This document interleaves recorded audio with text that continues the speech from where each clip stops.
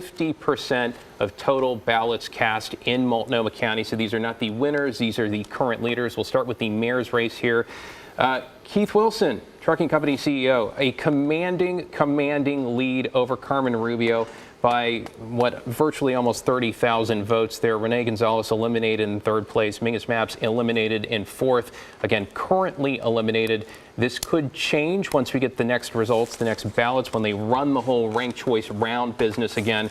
Around 6 o'clock tomorrow, we get that out again. But that is a gap that could be hard to make up, considering you're looking about 50% of the vote there. Let's look at the council races as well. Again, we've got 4 with 3 candidates in each 4 for a total of 12. This is east of I-205. The east side with Candace Avalos, Loretta Smith, and Jamie Dunphy. With the lead right now. Again, it's going to restart again tomorrow, but right now they're all feeling really positive and enthusiastic. We heard them talking to Blair Best, and they are going to have a voice in East County and in East Portland for the first time in the history of the city. So they're excited about that. Let's look at. Can we talk about that? Do you want to talk about it? Yes. I mean, okay. The number under Loretta Smith is like 5,700, right? There were 150,000 people. So you're talking about the undervote. Yeah, so it's interesting to see that is a number.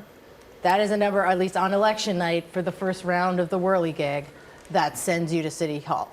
That's a really interesting point. And I think we're votes. going to have to crunch in the spreadsheets and the math tonight and tomorrow and see where that lies, and if that is a drop-off. All the fractional people that jumped off from someone else. Full transparency, it could be a reporting issue. It could be a way the data was entered. We can tell you that these are the 3 leading candidates, so we encourage you not to look too close at the percentages or numbers here. And but they're just the that ballots these are the 3 as leading. of Monday night. As of Monday night, but again, about half of the vote counted right here. So will the other half change this dynamic? It's hard to know without looking at candidates 4, 5, 6, seeing where they're going. Are later voters more likely to fill out the ranked choice? Or break one way or the other, right? Yeah. In the mayor's race, for example. I think we've got 3 more to go through. Through District 2, this is North Portland. We've got Tiffany Koyama Lane, Angelito Murillo, and former councilor here, Steve Novick as well, making a comeback. Those are the top 3, again, currently leading in District 3. District 2, did we hit that one yet? Got to go back to that. District 4, this is largely the west side of Portland.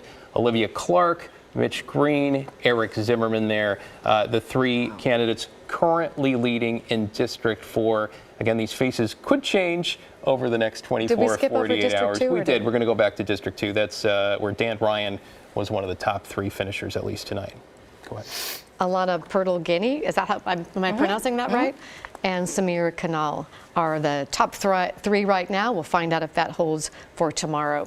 But I think Pirtle-Guinea was a former legislative advisor, policy advisor to Governor Kate Brown, too. So you've got people from all walks of life, right? You've got business folks, people with political experience, which is part of the joy of this whole experiment, so to speak, although it's not really an experiment when it's happening before our eyes. And Congressman Blumenauer, you were talking about a president of the council, so they will select, will the city council select a president? They will select the presiding officer.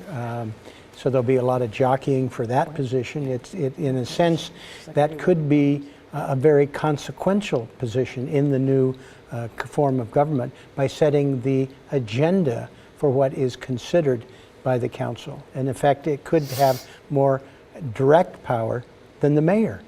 So we talked about this being a work in progress, and it's going to be fascinating how the new personalities will define these working relationships as we move forward. We talk about uncharted territory. This is all brand new. And they get to hire and fire the super bureaucrat who will run the city.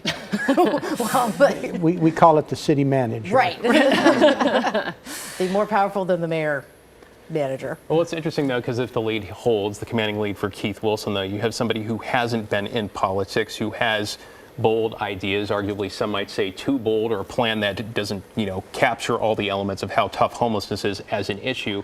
Somebody who hasn't been in a political position before, trying to navigate their way with 12 people who are in those positions for the first time as well. So it's going to be something we're going to be talking about for months and years, right? We should mention, actually, because we didn't do this just quickly, District 3 and 4, those candidates, because they're breaking it up in the cycle, they'll only serve 2-year terms. District 1 and 2 will be 4 years, the other 2 will be 2 years, and then we'll be sitting back here again. Do this again. Yeah, but at least it's going to be half the seats. Yes. So maybe half the candidates, maybe we won't have 30 in District 3 and 4 again.